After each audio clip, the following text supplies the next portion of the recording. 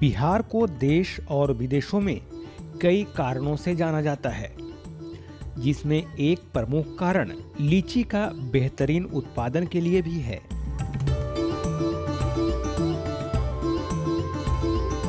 जी हाँ, फलों की रानी के नाम से मशहूर लीची हमारे बिहार का एक प्रमुख फल है। पूरी दुनिया में लीची उत्पादन के तौर पर पहचान बनाने वाला बिहार के अलावा चीन में भी लीची की अच्छी खेती होती है।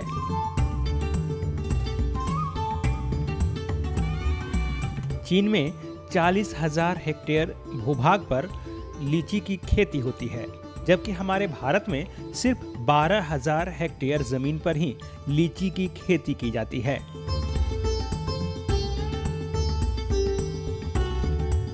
लेकिन इसकी उत्पादकता की बात करें तो भारत में ही लीची का सबसे ज्यादा उत्पादन होता है।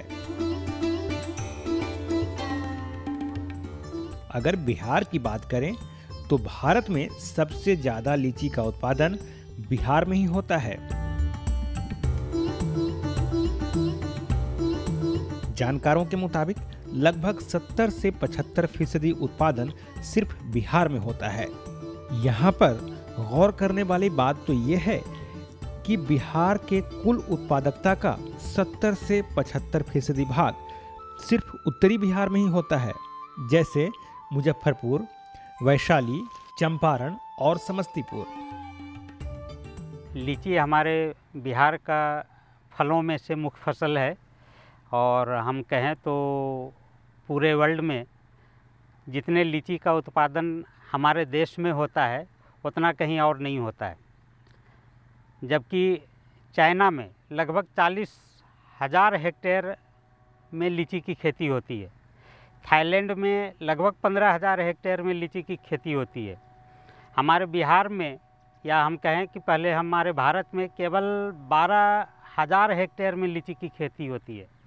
लेकिन जहाँ तक प्रोडक्शन का सवाल है, हमारा देश भारत जो है ये टॉप पर आता है और ये लगभग 90,000 टन लीची का उत्पादन प्रतिवर्ष करता है। यानी प्रोडक्टिविटी अगर हम कहें कि प्रति हेक्टेयर लीची का उत्पादन जो है सबसे कम चाइना, थाईलैंड के बाद तीसरी पोजीशन पर एरिया में भारत के होते हुए भी लीची के उत्पादन में ये सर्वोपरि है। और इसकी उत्पादकता यहाँ पर भारत में लगभग 8 टन प्रति हेक्टेयर है, जबकि वही चाइना की उत्पादकता जो है लगभग 1.6 टन प्रति हेक्टेयर है, जबकि थाईलैंड की उत्पादकता जो है केवल 0.6 टन पर हेक्टेयर है। उस हिसाब से एक तो उत्पादकता हमारे भारत में ज़्यादा है और भारत में भी अगर हम कहें तो लगभग 70 से 75% लीची का उत्पादन हमारे बिहार में होता है। और बिहार में भी अगर हम लोग कंसंट्रेट करें तो लगभग 70% लीची का उत्पादन केवल उत्तरी बिहार में, जैसे मुजफ्फरपुर ज़िला है, समस्तीपुर ज़िला है, वैशाली ज़िला है, इन आसपास के नॉर्थ बिहार के, उत्तरी बिहार के ज़िलों में लगभग 70% लीची का उत्पादन हमारे राज्य में ही होता है। वैज्ञानिक मानते हैं कि लीची की सबसे अच्छी क्वालिटी सिर्फ बिहार में ही मिलती है। लीची के ताजे फल में 70% भाग गुदा का होता है, जो खाने में लाजवाब होता है। लीची की उपलब्धता की बात करें तो यह ज्यादा दिन तक उपलब्ध नहीं हो पाता। यह सिर्फ मई के अंतिम सप्ताह से जून के अंत तक ही आसानी से उपलब्ध हो पाता है। देश के कई भागों के लिए तो लीची दुर्लभ फलों में से है। अगर हम इसके टिकाऊपन की बात करें तो लीची टूटने के 2 से 3 दिनों तक ही बढ़िया रह पाता है, जिस कारण इसके चाहने वालों तक आसानी से फल पहुंचाना आसान नहीं होता और किसानों को भी नुकसान हो जाता है। इसलिए आज हम लीची लगाने से लेकर इसके भंडारण तक के बारे में आपको बारीकियों से जानकारी दे रहे हैं।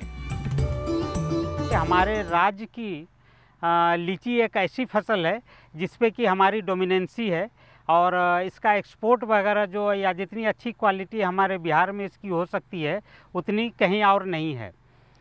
इसकी एक खासियत है कि इसका एरीली, इसका जो गुदा होता है वो देखने में बिल्कुल आइसक्रीम कलर का होता है और बहुत ही रसीला और बहुत ही मीठा, और इसका जो फ्रेग्रेंस है, कहें कि सुगंध जो है वो यूनिक है। इन सब कारणों से ये एक मुख्य फल की गिनती में आता है हमारे भारत के। और इसके सबसे बड़ी इसके साथ कंस्ट्रेंट है या कहें कि लिमिटेशंस है वो ये कि ये बहुत दिनों तक उपलब्ध नहीं हो पाता है हमारे देश में। ये जो है मई के अंतिम सप्ताह से लेकर के पूरे जून तक ही ये उपलब्ध हो पाता है, उसके बाद नहीं हो पाता है। और इन 1 या सवा महीने जो इसकी उपलब्धता होती है उसमें से भी किसी लीची को अगर हम लोग हार्वेस्ट करें तो हार्वेस्टिंग के 2 दिनों के बाद ही इसमें ब्राउनिंग होती है, यानी कि छिलके का कलर जो हरा लाल या बिल्कुल लाल होता है वो भूरा हो जाता है 2 दिन के अंदर ही, जिससे कि इसका मार्केट वैल्यू बहुत ही घट जाता है। तो इन सब कारणों से इसकी जो है एक खासियत है कि केवल बिहार में होना और 2 से 3 दिनों के अंदर ही कंज्यूमर्स तक पहुंच जाना, ताकि इसकी ज़्यादा से ज़्यादा कीमत किसानों को मिल सके, ये इसके साथ जुड़ा हुआ है। इसलिए इन सब कारणों से इस फसल को उगाने और उगाने के बाद कंज्यूमर्स तक, खाने वालों तक पहुंचाने के बीच का जो समय है इतना कम होता है कि उसमें किसानों को बहुत ही जागरूक रहने की ज़रूरत है कि कब इसकी तोड़ाई करें, किस तरह से इसका रख रखाव करें और किस तरह से इसको हम दूर के बाज़ार में इसको उपलब्ध कराएं। तो इन सब कारणों से ये बहुत ही एक विशेष प्रकार का फल हो जाता है, मतलब इसको उगाना और किसानों तक सही समय पर कंज्यूमर्स तक पहुंचाना। चलिए, अब सबसे पहले हम आपको बताने जा रहे हैं बागीचे की देखभाल के बारे में। लीची के पौधों में जनवरी के दूसरे सप्ताह से फरवरी तक फूल आने की संभावना रहती है। अगर किसान भाई फूल आने के पहले ही कुछ रसायनों का छिड़काव करें, जो कि हमारे वैज्ञानिक आपको बता भी रहे हैं, तो उससे फूल की मात्रा काफ़ी बढ़ जाएगी। लीची की जो हम कहें तो मोटे तौर पे मतलब 3 तरह की इसके वैरायटी को हम 3 ग्रुप में बांट सकते हैं। एक जो कि आगात किस्में हैं। आगात किस्म जो है मई के मध्य से लेकर के 25 मई तक, यानी हम कहें तो 10-12 मई से लेकर के 25 मई तक ये उपलब्ध होता है। इसकी दूसरी जो मध्य किस्में हैं वो आपको 25 मई से लेकर के जून के प्रथम सप्ताह तक उपलब्ध होता है। इसकी जो देरी से पकने वाली किस्में हैं वो जून के दूसरे सप्ताह में उपलब्ध हो पाता है, या किसान उसको उस समय पक करके तैयार होता है तो उसको तोड़ पाते हैं। तो इन तीनों किस्मों को अगर हम लोग सम्मिलित करके देखें तो इसके फूल आने का समय जो है जनवरी के द्वितीय सप्ताह से लेकर के पूरे फरवरी तक इसके फूल आने का अलग अलग किस्मों में समय होता है। यानी कि मध्य जनवरी से लेकर के मध्य फरवरी तक में ये सारे किस्मों में ये फूल आ जाती हैं।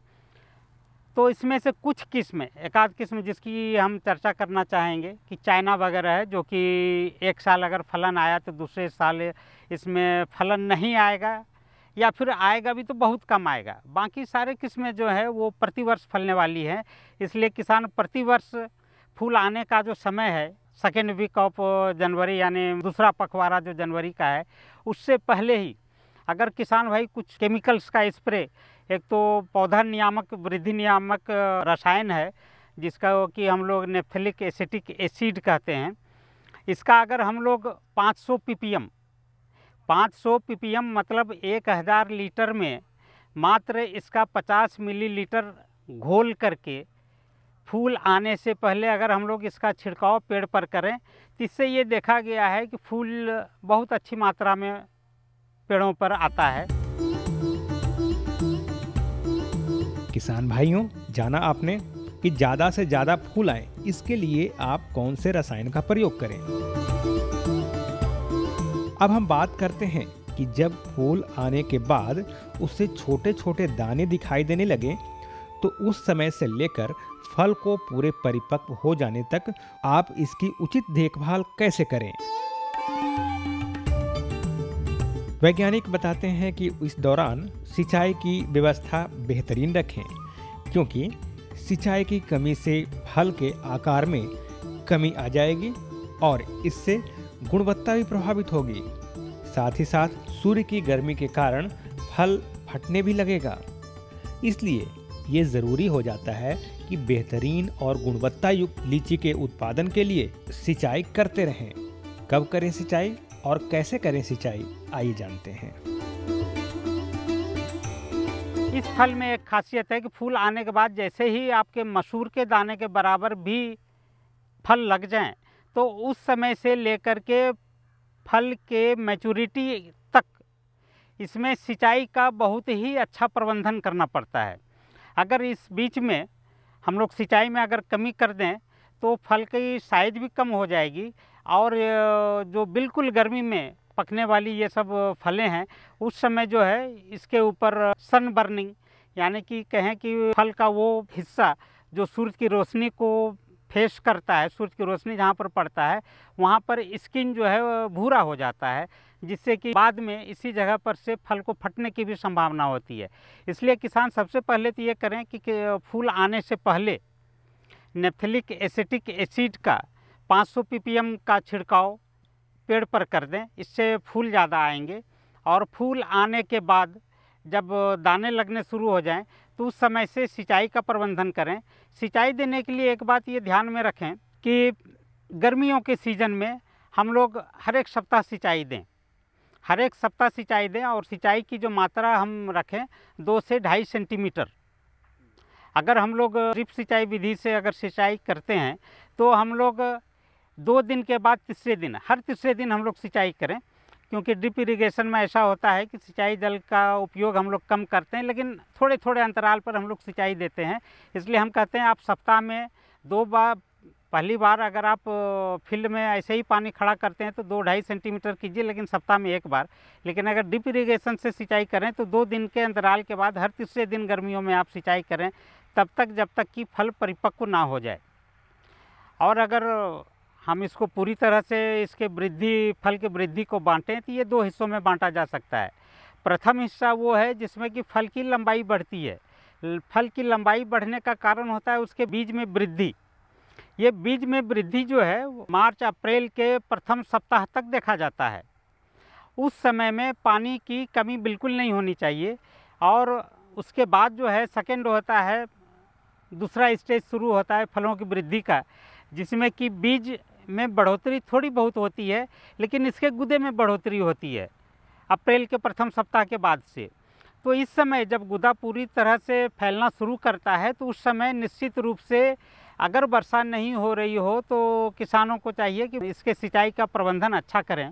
और इस तरह से अगर हम लोग इस पर ध्यान दें तो हम पाएंगे कि फलों का झड़ना कम होता है, बल्कि फल का साइज भी बड़ा होता है। और जो कहते हैं कि बर्निंग, सन बर्निंग होता है या फल भूरा हो जाना और फिर अचानक अगर वर्षा हो जाने के बाद फल का फट जाना होता है, तो इन सब चीज़ों से अगर हम लोग लगातार सिंचाई का प्रबंधन करते रहें तो इन सब चीज़ों को से बहुत हद तक बचा जा सकता है। ये पूरी तरह से आप बच तो नहीं सकते हैं, लेकिन बहुत हद तक फलों का जो बर्बादी है या फटना जो है वो रोका जा सकता है। किसान भाइयों, अक्सर आप देखते हैं कि लीची में फटन की समस्या होने लगती है, जिससे कि लीची उत्पादन करने वाले किसान भाइयों को काफ़ी नुकसान उठाना पड़ता है, क्योंकि फटे हुए लीची का बाजार भाव कम से कम मिल पाता है। वैज्ञानिक बताते हैं कि इसका मुख्य कारण है सिंचाई की कमी और दूसरा कारण है तापमान 32 से 35 डिग्री से ज़्यादा हो जाना और आर्द्रता 80 से कम हो जाना। अगर ऐसी परिस्थिति बनने लगे तो लीची के फल फटने लगते हैं, जिस कारण फलों का बाजार भाव कम होने लगता है। तो इस फटन को रोकने के लिए आप क्या उपाय करें, आइए जानते हैं। फलों के फटने का कारण हम सबसे पहले बताएं कि जब हमारे वातावरण का तापक्रम 32-35 डिग्री सेंटीग्रेड या उससे अधिक होता है और सापेक्ष आर्द्रता, जिसको हम लोग रिलेटिव ह्यूमिडिटी कहते हैं, वो अगर 80% से कम हो जाता है, तो ये दो कारण होता है कि सापेक्ष आर्द्रता 80% से कम हो जाना और तापक्रम जो है 32-35 डिग्री सेंटीग्रेड से ज़्यादा होना। ये समय होता है फलों में सन बर्निंग का, और जहाँ पे छिलका उसका भूरा होता है वहीं पर से इसके फटने की भी संभावना होती है। तो इन दोनों चीज़ों पर जब हम कारण इसका जान गए तो हमें ये ध्यान रखना पड़ता है कि पेड़ों में सिंचाई अच्छी तरह से हो। और यही समय है जब हम आपसे चर्चा किए फलों की वृद्धि का कि ये जब दूसरा स्टेज 15 अप्रैल से शुरू होता है, तो उस स्टेज में हम लोग दो काम एक तो निश्चित करें कि सिंचाई की व्यवस्था को हम लोग एश्योर्ड कर लें, निश्चित रूप से सिंचाई हो। और दूसरी चीज़ें हैं कि 0.4% बोरन का घोल बना करके, इस बोरन का उपयोग हम लोग या तो बोरेक्स के तौर पर ले सकते हैं या बोरिक एसिड के तौर पे हम लोग बोरन को ले सकते हैं। और इसका सांद्रता पानी में 0.4% रख करके अगर हम लोग अप्रैल के सेकेंड वीक से 15-15 दिनों पर इस बोरन के घोल का छिड़काव पेड़ों पर करें और सिंचाई की व्यवस्था हम लोग अच्छी तरह से करें, तो बहुत हद तक फलों के फटने से बचा जा सकता है और इससे जो बृहद पैमाने पर नुकसान होता है उससे बचा जा सकता है। किसान भाइयों, हमारे वैज्ञानिक आपको बता रहे थे फल को फटने से कैसे रोकें। अब हम बात करते हैं कि फलों को बाजार में ले जाने के लिए समय पर कैसे तुड़ाई करें, यानी लीची की तुड़ाई और हार्वेस्टिंग के बारे में।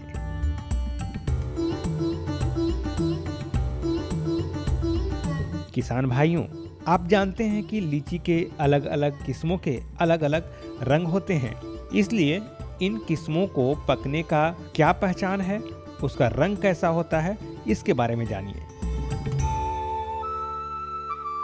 इसके साथ साथ ये भी देखकर पहचान सकते हैं कि आपके फल परिपक्व हो गए हैं या नहीं। जैसे फलों के ऊपरी हिस्सों पर पाए जाने वाले कांटे परिपक्व होने पर पहले की अपेक्षा कम नुकीले हो जाते हैं, यानी कांटों में चिकनापन आ जाता है। इस तरीके से पहचान कर अपने फलों की आप तुड़ाई कर सकते हैं।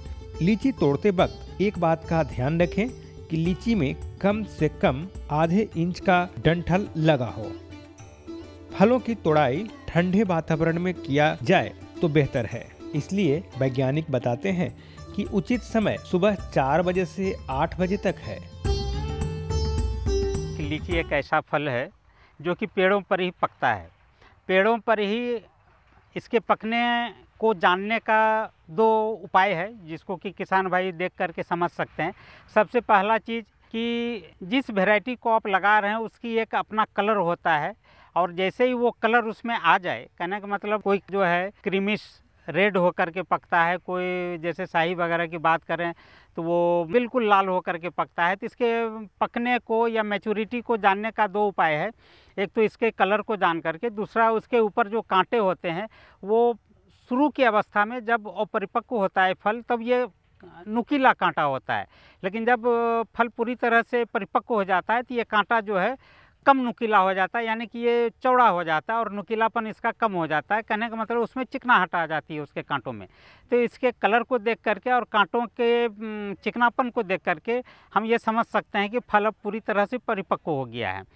तो जैसे ही फल पूरी तरह से परिपक्व हो उस समय इसको हम तोड़ें।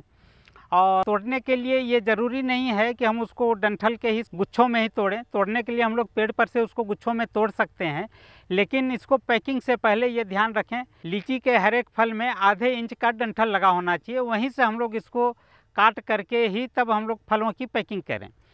पैकिंग से पहले हम लोग ये सुझाव देते हैं कि फलों को हम लोग उसी समय तोड़ें, या तो बहुत ही सुबह में तोड़ें जब सूरज की रोशनी बहुत तेज़ नहीं होती है, उस समय ही हम फलों को तोड़ें। और तोड़ने के बाद उसको सबसे पहले छांव में रखें। छाँव में इसलिए रखते हैं कि उसकी गर्मी जो है थोड़ी सी कम हो जाए, और जैसे ही टेम्परेचर थोड़ी सी कम होगी कि फलों के पकने के बाद जो इसके आंतरिक संरचना में जो परिवर्तन होता है वो उसकी प्रक्रिया जो है, परिवर्तन की प्रक्रिया धीमी हो जाएगी, जिस कारण कि फल ज़्यादा से ज़्यादा समय तक सुरक्षित उसको रखा जा सकता है। इसलिए एक तो तोड़ने के बाद पैकिंग से पहले ये निश्चित कर लें कि फलों के पीछे कम से कम आधा इंच से लेकर के 1 इंच तक का डंठल लगा हुआ रहे। अब हम एक और प्रमुख पहलू की तरफ चलते हैं, वो है लीची में कीट और रोगों के बारे में। क्योंकि कीटों और रोगों के कारण लीची की बढ़वार और फल उत्पादन में कमी आ जाती है। अगर इनकी रोकथाम समय से किए जाएं, तो निश्चित ही लीची की उन्नत बागवानी करने में आप सफल हो पाएंगे। लीची में लगने वाले कीटों की बात करें तो वैज्ञानिक बताते हैं कि सबसे ज़्यादा जो इसमें लगता है वह है लीफ माइनर। यह कीट पत्तियों के रस को चूसता है। जब वृक्षों में इस कीट का प्रकोप बढ़ता है तो पत्तियां धीरे धीरे सिकुड़ने लगती हैं और सूखकर गिरने लगता है।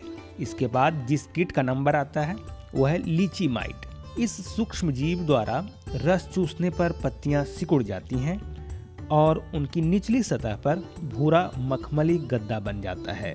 इसके अलावा लीची के लिए तीसरा कीट है फल छेदक। इस कीट का प्रभाव फल के बड़े होने पर देखने को मिलता है, जिस कारण फल का बाजार मूल्य नहीं मिल पाता। इसलिए इन सभी कीटों से कैसे बचें, बता रहे हैं हमारे वैज्ञानिक। लीची की जब खेती किसान भाई करेंगे तो जब तक पौधा फलन में नहीं आता है तब तक इसमें 1-2 कीट या रोग है जो इसमें लगता है और बहुतायत में लगता है। अगर कृषक बंधु उस पर अगर शुरुआत में ध्यान दें और उचित उपाय अगर करें तो पौधे निश्चित रूप से लगेंगे और अच्छी बढ़वार भी उसकी होगी, जो आगे चल करके अच्छा फलन भी देगा। शुरुआत के दिनों में लीची जो है बहुत सूक्ष्म पोषक तत्वों के प्रति बहुत ही कहें तो सेंसिटिव होता है, यानी कि किसी भी तत्व के बहुत सूक्ष्म पोषक तत्वों की कमी होने पर तुरंत जो है उस पे पौधों पे इसका लक्षण जो है वो परिलक्षित हो जाता है।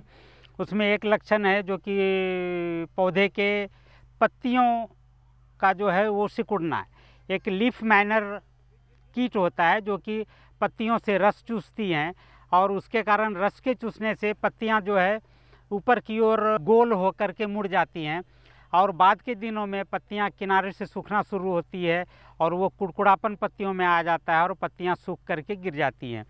तो ऐसी स्थिति में वो कीट लीफ माइनर जो कि पत्तियों से रस चूसती हैं, उससे बचाव के लिए कृषक बंधु अगर इमिडाक्लोपीड एक कीटनाशक दवा है, इमिडाक्लोपीड, उसका अगर उपयोग करें। इस दवा का उपयोग जो है 3 से 4 लीटर पानी में 1 मिलीलीटर दवा का उपयोग करेंगे।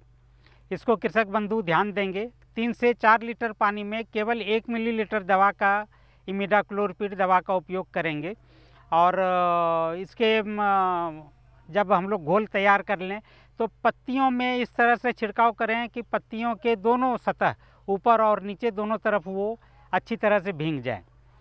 तो इस तरह से एक कीट तो वो है। फिर बाद के दिनों में इसमें एक और जो कि बहुत ही ज़्यादा कॉमन है और सब जगह बहुतायत में लगता है, एक लीची माइट एक कीट है, वो इसके ऊपर बहुत लगती हैं। उसका पहचानने का जो लक्षण है वो ये है कि पत्तियों के निचली सतह पर एक भूरा और भालवेट मखमल के कलर का एक छोटा छोटा सतह जो है पत्तियों के पीछे जम जाती हैं और वो पत्तियां जो है आपस में मुड़ जाती हैं और मुड़ने के बाद जो धीरे धीरे वो पत्तियां जो है पीले पड़ करके वो सूख जाते हैं। तो जब इस तरह के लक्षण कृषक बंधु देखें कि पत्तियों के पीछे की सतह पर भूरा भूरा कुछ जमा है और मखमल के तरह का, तो वो समझ जाएं कि इसमें लीची माइट लगी हुई हैं। और इसके लिए एक बहुत ही विशेष प्रकार की दवा है जो इसको बहुत अच्छा असर करता है, वो डाइकोफॉल है। डाइकोफॉल नाम की दवा जिसका कि उपयोग हम लोग 1 मिलीलीटर प्रति लीटर पानी में घोल करके 1 से 1.25 मिलीलीटर, अगर 1.5 मिलीलीटर भी हो जाए तो कोई हर्ज नहीं है, लेकिन इसकी सही मात्रा जो है 1.2 मिलीलीटर प्रति लीटर पानी में घोल बना करके इसके ऊपर छिड़काव करना है। छिड़काव करने में भी फिर कृषक बंधु ध्यान देंगे कि इसके दोनों सतह, पत्तियों के दोनों सतह ऊपर और नीचे दोनों भीगनी चाहिए। तो हम लोगों को करना चाहिए कि नोज़ल को पेड़ के नीचे के मुख्य तने से सटा करके तब ऊपर की ओर हम लोग फुहारा मारें, तो इस तरह से पत्तियों की निचली सतह भी भीग जाएंगी और जब समुचित रूप से दवा पत्तियों पर फैलेंगी तो वो कीट से जो है वो पेड़ों का बचाव बहुत ही अच्छे तरीके से हो जाएगा। इसके अलावा कुछ ऐसी भी वैरायटीज़ हैं, ऐसी भी किस्में हैं जो कि जिसमें कि फल छेदक लगते हैं और फल छेदक लगने के कारण बाज़ार में इसकी कीमत बहुत ही कम हो जाती है और सब लोग ग्राहक जो है सब लोग ऐसा पसंद नहीं करते हैं कि फल छेदक लगा हुआ फल वो ख़रीदें। इसलिए एक तो ग्राहक की रुचि कम हो जाती है और जिसके कारण से उसकी कीमत कृषक बंधुओं को कम मिलता है। तो इसलिए फल छेदक से बचाव के लिए कृषक बंधु को चाहिए कि जब फल का दूसरी फेज का वृद्धि जब शुरू होता है, कहने का मतलब कि 15 अप्रैल या उसके बाद जब फल पेड़ों पर उसकी अपनी मोटाई में या गोलाई में बढ़ता है, तब उस समय से ही इसमें नीम बेस्ड दवा जो है, कहने का मतलब नीम की पत्तियों से या नीम के बीज से तैयार दवाएं जो है उस समय 15-15 दिनों के अंतराल पर अगर हम लोग इस पर छिड़काव करें तो उससे जो है बहुत हद तक फल छेदक कीट से उसको बचा जा सकता है। अच्छा तो यह हो कृषक बंधु कि जब वो कीट लग जाए तब हम लोग इसका उपाय करें और उसके लिए फिर जिन दवाइयों का, जिस रसायन का उपयोग हम लोग करेंगे वो अंततः फिर उसके फल को दूषित करेगा। और ऐसा कहा जाता है कि जब उस रसायन का हम लोग इस्तेमाल करेंगे तो 15 दिनों के बाद ही फिर फल को खाना चाहिए। तो बेहतर हो कि कीट लगने से पहले ही कृषक बंधु इसका उपाय करें और शुरुआत के दिनों में ही नीम की पत्तियों से या नीम के बीज से बनी हुई दवाएं जो मार्केट में भी उपलब्ध हैं उसका अगर हम लोग उपयोग करें 15 अप्रैल से 15 दिनों के अंतराल पर अगर हम लोग कम से कम 2 छिड़काव भी अगर कर दें तो वो समय जो फल छेदक के जो है फलों को आक्रांत करने का समय है और उस समय अगर हम इसका छिड़काव करें तो ये फल छेदक कीट जो है फलों को आक्रांत नहीं कर पाएंगे और तब बाद के दिनों में जो है फल के डंठल के नीचे जो है वो अंडे नहीं दे पाएंगे, तब उसके लार्वे भी हमको नहीं मिलेंगे और फल हम एक सुरक्षित और एक अच्छा फल हम लोग उस समय तोड़ करके बाज़ार में दे पाएंगे। इसलिए कृषक बंधु से अनुरोध है कि फल छेदक से बचाव के लिए आप 15 अप्रैल के बाद से ही 15-15 दिनों के अंतराल पर 2 या 3 छिड़काव कर दें तो उससे आप बच सकते हैं। लेकिन इसमें कृषक बंधु ये भी ध्यान दें कि फल छेदक जो है शाही और कस्बा वगैरह जो वैरायटी है इसमें ज़्यादा लगती हैं, ये इन किस्मों पे इसका असर जो है वो ज़्यादा होता है। लेकिन अगर हम लोग थोड़ी देर से पकने वाली किस्में चाइना वगैरह का अगर हम लोग चयन करें तो वो उस पर ये चाइना किस्म जो है उस पर फल छेदक से बहुत हद तक उसमें प्रतिरोधकता है। लेकिन एक कमी भी जो हम पहले भी आपको बतलाएं कि चाइना ही ऐसा किस्म है जिसमें कि एक साल अगर ज़्यादा फलन होगा तो दूसरे साल या तो नहीं होगा या फिर कम होगा। तो इसके कुछ इन किस्मों के कुछ फ़ायदे हैं तो कुछ नुकसान भी हैं। इसलिए कृषक बंधु को हर चीज़ों पे ध्यान देना चाहिए। अगर वो चाइना किस्म का प्रयोग करते हैं तब वो फल छेदक से बच सकते हैं और जितने भी फल आएंगे वो पूरी तरह से सुरक्षित होंगे और बाज़ार में इसकी अच्छी कीमत मिलेगी। तो किसान भाइयों, ये तो हुई बात फलों की तोड़ाई के बारे में। अब बात करते हैं इसके भंडारण और पैकिंग के बारे में। पैकिंग के समय सबसे पहले अनावश्यक पत्तियों और डंठल आदि को अलग कर दिया जाना चाहिए। डंठल अलग करते वक्त ये ध्यान रखें कि हर एक फल के ऊपर आधे इंच की डंठल अवश्य लगा रहने दें।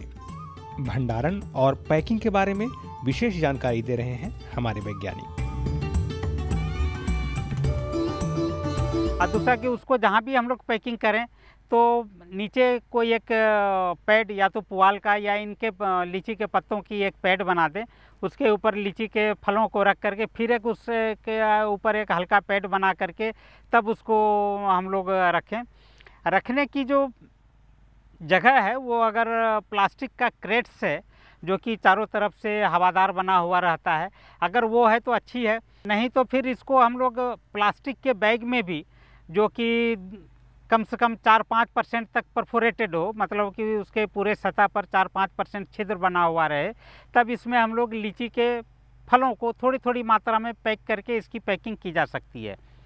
तो इसमें सावधानी यही बरतना है कि तोड़ते समय या तोड़ने के बाद इसके फलों के पीछे आधा इंच से 1 इंच तक डंठल लगा हुआ रहे, और उसके बाद इसको हम लोग तुरंत छाँव में ले जाएं। अगर इसको हम लोग दूर के बाज़ारों में भेजना चाहते हैं तो दूर के बाज़ारों में भेजने के लिए इसकी एक बहुत ही सल्फोनेशन एक क्रिया होती है कि जिस पे कि अगर हम लोग इसके ऊपर एक सल्फ़र की कोटिंग कर दें तो इसका छिलका जो है जल्दी से भूरा हो जाने की प्रक्रिया जो है उसको हम लोग बहुत धीमा कर सकते हैं। ये अलग बात है कि इसका सल्फोनेशन करने से उसका कलर थोड़ा डिस्कलर हो जाता है, लेकिन फिर जैसे ही हम इसको फिर पानी में डालेंगे या ठंडा करेंगे तो फिर वो कलर बहुत हद तक ये रिटेन कर लेता है, वापस आ जाता है। लेकिन इस बीच जो है जब हम लोग सल्फोनेशन कर लें तो दूर के बाज़ार में भेजने से ये फ़ायदा होता है कि एक तो स्किन इसका भूरा नहीं होता है, दूसरा फलन पे के ऊपर जो फंगस लगने से सड़न की प्रक्रिया होती है वो उसमें रुकावट आ जाती है, बहुत फलन की प्रक्रिया जो है वो धीमी हो जाती है। तो दूर के बाज़ारों में भेजने के लिए इसको सल्फोनेशन करना पड़ता है। सल्फोनेशन क्या है कि वो एक बंद जगह पर या बंद कमरे में प्लास्टिक के क्रेट्स में लीची को रखें, वही लीची जिसमें कि के पीछे आधा इंच से लेकर के 1 इंच तक डंठल लगा हुआ हो, और उस बंद कमरे में एक सल्फ़र को जो है वो हम लोग जलाते हैं और उसका धुआं करते हैं। तो यही सल्फ़र जल करके जो धुआं के रूप में होता है ये फलों के ऊपर एक चढ़ जाता है इसकी एक कोटिंग, जिसके कारण जो है फलों के छिलके के ऊपर सल्फ़र की एक कोटिंग हो जाने से सल्फ़र कलर उड़ाने वाला चीज़ है, इसलिए सबसे पहले तो उसके फल के कलर को थोड़ा धीमा कर देता है। लेकिन इसके ऊपर एक परत चढ़ जाने से उस पर फफूंद जो है वो ग्रो नहीं कर पाता है, उस पर लग नहीं पाता है, जिसके कारण इसकी सड़न की प्रक्रिया जो है वो धीमी हो जाती है। बाद में फिर जब हम लोग इसको डिस्टेंस दूर के जगहों पर भेज चुके होते हैं प्लास्टिक के क्रेट्स में, तब फिर उस जगह पर अगर हम लोग इसको फिर से पानी में एक बार भिगो दें, तो भिगो देने के बाद वो कलर धीरे धीरे इसमें बहुत हद तक वापस आ जाता है, और तब हम लोग लगेगा कि बिल्कुल फ्रेश तो नहीं लेकिन लगभग फ्रेश फ्रूट्स की तरह वो बाज़ार में उपलब्ध रहेगा और किसानों को अच्छी कीमत मिल सकता है। किसान भाइयों, अभी तक आपने जाना कि लीची का अधिक से अधिक उत्पादन कैसे लें और भंडारण और पैकिंग कैसे करें। लीची से संबंधित एक महत्वपूर्ण और बात, जी हाँ, लीची की बागवानी से एक और फायदा आप उठा सकते हैं और वह है मधुमक्खी पालन से। आप लीची के बाग के आसपास अगर मधुमक्खी पालन करते हों तो आपको लीची उत्पादन में वृद्धि तो होगी ही, साथ ही साथ लीची हनी यानी लीची से शहद भी प्राप्त हो सकते हैं, जिसका कि बाजार में अच्छी मांग भी है। अगर लीची के बागान के आसपास मधुमक्खी के बक्से आप रखते हैं तो लीची में मधुमक्खी के कारण पर परागन की क्रिया ज्यादा होती है।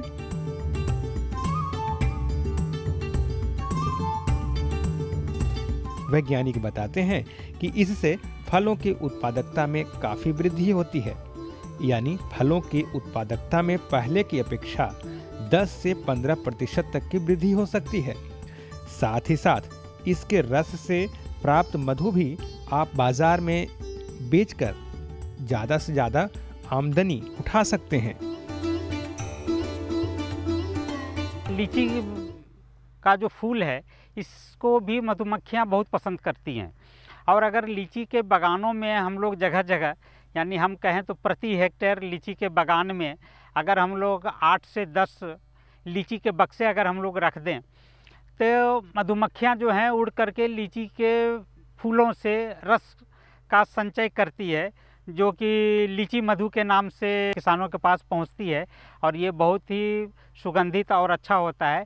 लेकिन ये मधुमक्खी के बक्से को अगर लीची के बागानों में हम रखें तो इससे ये भी देखा गया है कि पॉलिनेशन की प्रक्रिया जो है उसमें वृद्धि हो जाती है, यानी कि फूलों में जो है परागन की क्रिया बहुत ही अच्छे ढंग से होती है और अच्छे ढंग से होने के कारण इसमें जो देखा गया है वो फलन जो है 10 से 15% तक इसमें वृद्धि हो जाती है। कहने का मतलब किसानों को दोहरा फ़ायदा हो सकता है। लीची के बक्से को अगर हम लोग लीची के बागान में रखें तो ना केवल परागन की क्रिया के बढ़ने से लीची की उत्पादकता बढ़ जाती है फलन के बढ़ने से, बशर्ते कि किसान इसके साथ साथ जो है किसान लीची के शहद का भी संचय कर लेते हैं और इस तरह से दोहरा फ़ायदा हो सकता है। लीची का उत्पादन भी बढ़ सकता है और लीची का शहद भी मधुमक्खियां जमा कर लेती हैं। तो किसान भाइयों, इन सभी तकनीकों को अपनाकर आप लीची की उत्पादकता में काफी वृद्धि कर सकते हैं। यही नहीं, पूरे विश्व में बिहार का जो स्थान है उसका फायदा आप भी उठा सकते हैं। तो देर किस बात की, अगर आप लीची उत्पादन करते आ रहे हैं तो इन तकनीकों का बेहतरीन प्रयोग करके आप अधिक से अधिक लीची उत्पादन ले सकते हैं।